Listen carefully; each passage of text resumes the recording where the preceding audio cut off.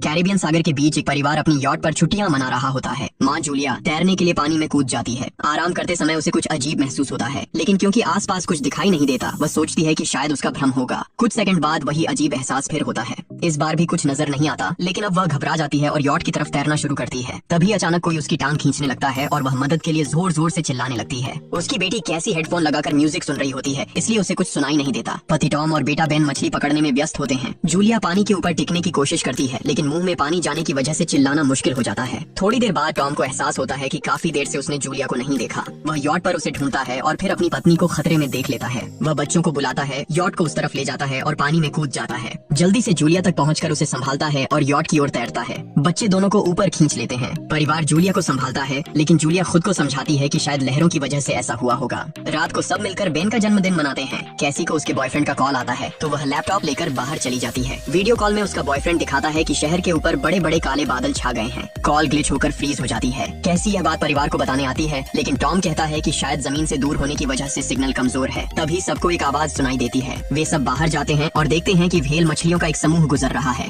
Tom समझाता है कि व्हेल मछलियां हमेशा पृथ्वी के मैग्नेटिक फील्ड को फॉलो करती हैं, लेकिन जब तूफान आता है तो वे कंफ्यूज हो जाती हैं। अचानक यॉट जोर से हिलती है और बेन गिर जाता है। टॉम को चिंता होती है कि कहीं यॉट को नुकसान तो नहीं पहुंचा, इसलिए वह डाइव करके नीचे चेक करने चला जाता है। कुछ देर बाद वह सतह पर वापस आता है, लेकिन उसके कंधे पर एक बड़ा घाव होता है। जूलिया तुरंत उसका जख्म सीती है। टॉम बताता है कि पानी के अंदर उसे ऐसा लगा जैसे उसके पीछे कोई बहुत बड़ा जीव था, लेकिन जब उसने मुड़कर देखा तो प्रोपेलर से कट लग गया। वह कहता है कि जो भी चीज थी बहुत बड़ी थी। टॉम को यॉट पर काफी नुकसान दिखाई देता है, इसलिए उन्हें मदद बुलानी पड़ती है। जूलिया बार बार रेडियो पर कोशिश करती है। कैसी फोन पर सिग्नल ढूंढती है, लेकिन कुछ भी काम नहीं करता। तभी कैसी को एक अजीब सा जीव दिखाई देता है और वह चिल्ला उठती है, लेकिन वह तो बस बेन होता है जो मास्क पहनकर मजाक कर रहा होता है। कुछ देर बाद यॉट पूरी तरह बंद हो जाती है और समुद्र के बीच में फंस जाती है। जूलिया रेडियो में एक आवाज सुनती है, लेकिन आवाज इतनी खराब होती है कि उसे कुछ समझ नहीं आता। टॉम परिवार को बताता है कि उनके पास सिर्फ 4 दिन का खाना पानी बचा है और अब उन्हें किसी मछली पकड़ने वाली नाव का इंतजार करना होगा। अचानक रडार पर कुछ डिटेक्ट होता है और परिवार को एक अजीब सी आवाज सुनाई देती है। सब दौड़कर बाहर आते हैं और हैरानी से देखते हैं कि कई सारे उल्कापिंड जमीन पर गिर रहे हैं।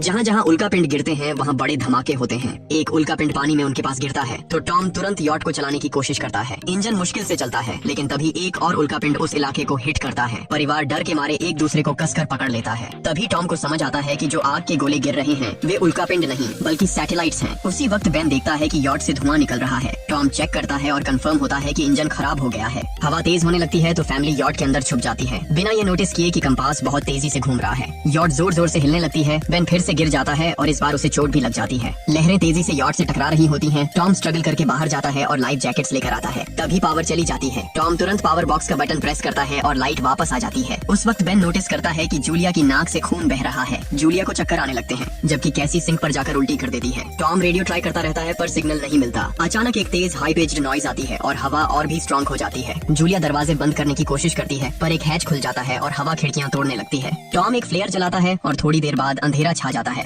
अगली सुबह फैमिली शॉक में उठती है कि वो स्टॉर्म से बच गए हैं, लेकिन यॉट आधी तबाह हो गई होती है। जब वो बाहर आते हैं तो देखते हैं कि समुद्र का पानी गायब हो गया है और यॉट अब जमीन पर अटकी है। सब ये देखकर शॉक में आ जाते हैं। कैसी सिग्नल चेक करती है पर नेटवर्क बिल्कुल डाउन होता है। बेन 2 मरे हुए कीकड़ों से खेलने लगता है। टॉम कंपास चेक करता है और देखता है कि वो उल्टा हो गया है। ये आखिरी बार 7 लाख साल पहले हुआ था। कैसी को लगता है कि उसका बॉयफ्रेंड मर गया होगा और वो टूट जाती है। जब जूलिया उसे समझाने आती है तो कैसी उसे दूर कर देती है और छुपने चली जाती है। जूलिया और टॉम बची हुई सप्लाईज देखते हैं। बेन अपने बर्थडे बलून से एक पत्थर से बांध देता है ताकि शायद कोई बचा हुआ सर्वाइवर देख ले। टॉम फिर रेडियो ट्राई करता है और इस बार एक आदमी से कनेक्शन हो जाता है। उसका नाम नाव होता है और वो एक सबमरीन का कैप्टन होता है। उसकी सबमरीन भी लैंड पर अटक गई है। वो कंफर्म करता है कि मैग्नेटिक पोल्स रिवर्स हो गए हैं, इसलिए ओशन पीछे हट गया है और जमीन डूब गई है। वो कहता है कि उसने अभी तक और सर्वाइवर्स नहीं देखे और कम्युनिकेशन सिस्टम्स बिल्कुल डाउन हो गए हैं। वो मजीद ये भी कहता है कि पोल्स फिर रिवर्स होंगे और शायद एक हफ्ते में समुद्र वापस आ जाएगा। वो फैमिली को वार्न करता है कि जितना हो सके ऊंची जगह चढ़ जाओ, क्योंकि जब पानी वापस आएगा तो वो बहुत खतरनाक होगा। वो बोलता है उसका पार्टनर क्रैश में मारा गया और सबमरीन में बस 3 लोगों की ही जगह है। जूलिया और टॉम उससे कहते हैं कि प्लीज हमारे बच्चों को बचा लो। वो उन्हें अपने कोऑर्डिनेट्स दे देता है। टॉम कैलकुलेट करता है कि सबमरीन तक पहुंचने में 2-3 दिन लगेंगे। वो फैमिली से कहता है आज रात अच्छे से आराम कर लो,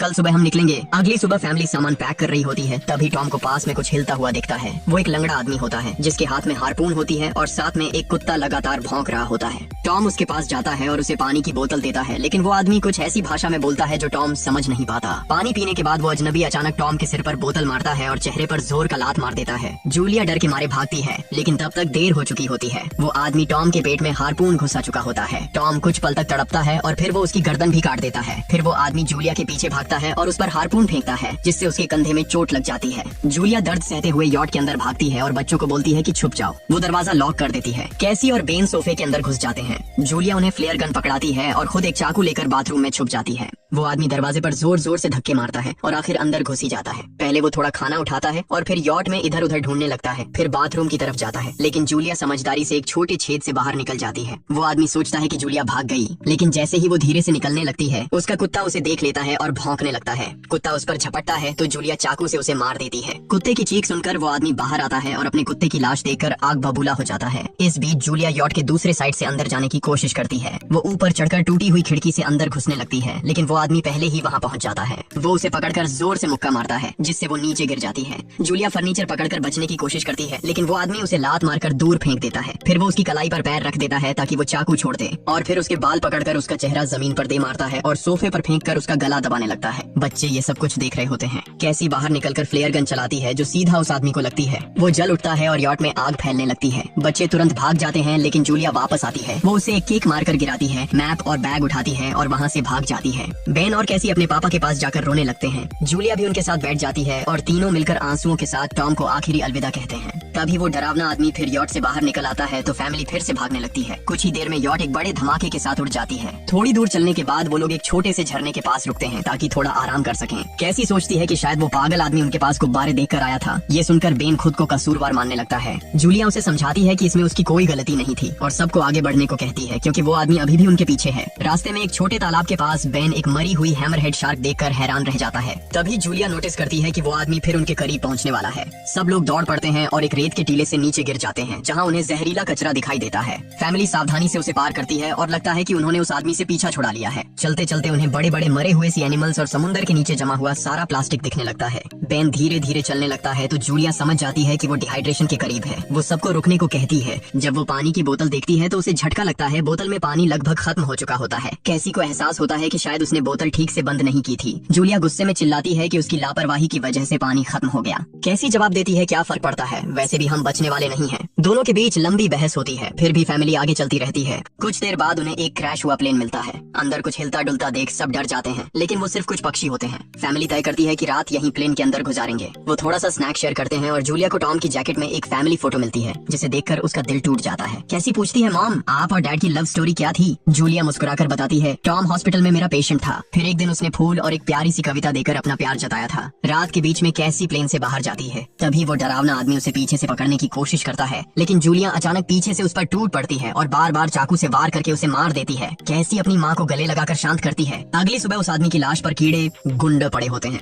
फैमिली नोटिस करती है कि उसके शरीर पर कई काटने के निशान हैं, मतलब इस एरिया में कोई खतरनाक जीव छिपा हुआ है। जैसे ही वो लोग वहाँ से निकलते हैं, केकड़े उसके मुंह से बाहर निकल आते हैं। कुछ घंटों बाद जूलिया और कैसी मैप देख रही होती है, लेकिन बेन धीरे से आगे निकल जाता है। जूलिया चिल्लाती है, रुक जाओ, लेकिन बेन एक तालाब में झुककर पानी पीने लगता है। जूलिया तुरंत उसे खींचकर बाहर निकालती है और समझाती है कि अनजान पानी उसे बीमार कर सकता है। धूप बहुत तेज हो जाती है तो फैमिली अपने सिर कपड़ों से ढक लेती है। बेन को चक्कर आने लगते हैं। तभी उन्हें कुछ पुराने कुर्सियां मिलती हैं और जूलिया कैसी उनसे एक टेम्पररी शेल्टर बना लेती है। जूलिया बेन को इंजेक्शन लगाती है और तय करती है कि वो रात वहीं बिताएंगे। सुबह जूलिया एक अजीब सी आवाज सुनकर उठती है। बाहर जाकर देखती है तो क्रैब्स का एक बड़ा झुंड उनकी तरफ आ रहा होता है। वो तुरंत बच्चों को उठाती है और तीनों भागना शुरू कर देते हैं। भागते भागते उन्हें एक बड़ा कार्गो शिप दिखाई देता है। वहाँ 3 क्रू मेंबर्स जिंदा होते हैं। एक औरत उनकी मदद करना चाहती है, लेकिन बाकी 2 आदमी मना कर देते हैं और तीनों फैमिली को बाहर छोड़कर कंटेनर लॉक कर लेते हैं। क्रैब्स पास आ जाते हैं। जूलिया बच्चों को कंटेनर के ऊपर चढ़ाती है। खुद जब चढ़ने लगती है तो क्रैब्स उसके पैर को जोर से काट लेते हैं। बच्चे उसे खींचकर ऊपर चढ़ाते हैं, नहीं तो वो नीचे गिर जाती।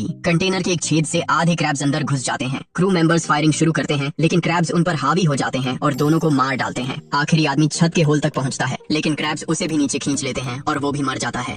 जूलिया अपने जख्म पर पट्टी बांधती है और बेहोश हो जाती है। कुछ देर बाद जब वो उठती है तो खुद को रेत के तूफान के बीच अकेली पाती है। वो घबराकर बच्चों को ढूंढने लगती है। एक मरी हुई औरत का हथियार उठाती है और जोर जोर से चिल्लाती है। कैसी उसकी आवाज सुनकर लौट आती है और बताती है कि वो और बेन मदद ढूंढने गए थे, लेकिन कोई नहीं मिला। फिर दोनों बेन से मिलते हैं, जिसे एक खुला कंटेनर मिलता है जहां वो तूफान खत्म होने तक रुक सकते हैं। जूलिया टॉम का लाइटर निकालती है और अपने जख्म को जलाकर बंद करती है है जो बेहद दर्दनाक होता है। तूफान थमने के बाद उन्हें एक और कंटेनर मिलता है जिसमें बहुत सारी पानी की बोतलें होती हैं। बॉडीज चेक करते वक्त उन्हें एक रेडियो और एक गन भी मिलती है। जूलिया नाव से संपर्क करती है और बताती है कि मैप खो गया है। इस पर नाव बताता है कि उन पर आर्थ्रोपॉड्स ने हमला किया था, वो अबिस के जीव हैं जो ऑक्सीजन की वजह से पूरी तरह पागल हो चुके हैं। अब नाव फैमिली को जल्दी करने को बोलता है क्योंकि उसके इंस्ट्रूमेंट्स ने कैलकुलेट किया है कि समुद्र उम्मीद से ज्यादा जल्दी वापस आएगा और उनके पास सिर्फ कुछ घंटे बचे हैं। वो एक फ्लेयर शूट करता है और फैमिली उस दिशा में चलना शुरू करती है। लंबी वॉक के बाद फैमिली को एक टूटा हुआ टॉयलेट मिलता है जिसमें बेन पेशाब करता है। अब वो लोग आखिरकार सबमरीन को पास ही देख लेते हैं, लेकिन वहाँ पहुँचने के लिए उन्हें एक बड़ा चट्टानी रास्ता पार करना होगा। जैसे ही वो रास्ते से गुजरते हैं, दीवारें हिलने लगती हैं और पत्थर गिरने लगते हैं, जिससे एक भयानक रॉक स्लाइड हो जाता है। जूलिया तुरंत अपने बच्चों को साइड में धक्का देती है और खुद भी पीछे हट जाती है ताकि कुचली न जाए। अब एक पत्थर की दीवार उनके बीच आ गई है। जूलिया बच्चों से कहती है कि वो बिना उसके आगे बढ़ जाए, लेकिन कैसी मना करती है और जोर देती है कि उसकी माँ को चढ़ने की कोशिश करनी चाहिए। बहुत बहस होती है और चिल्लाने के बाद जूलिया वादा करती है कि वो बाद में अपने बच्चों को ढूंढ लेगी।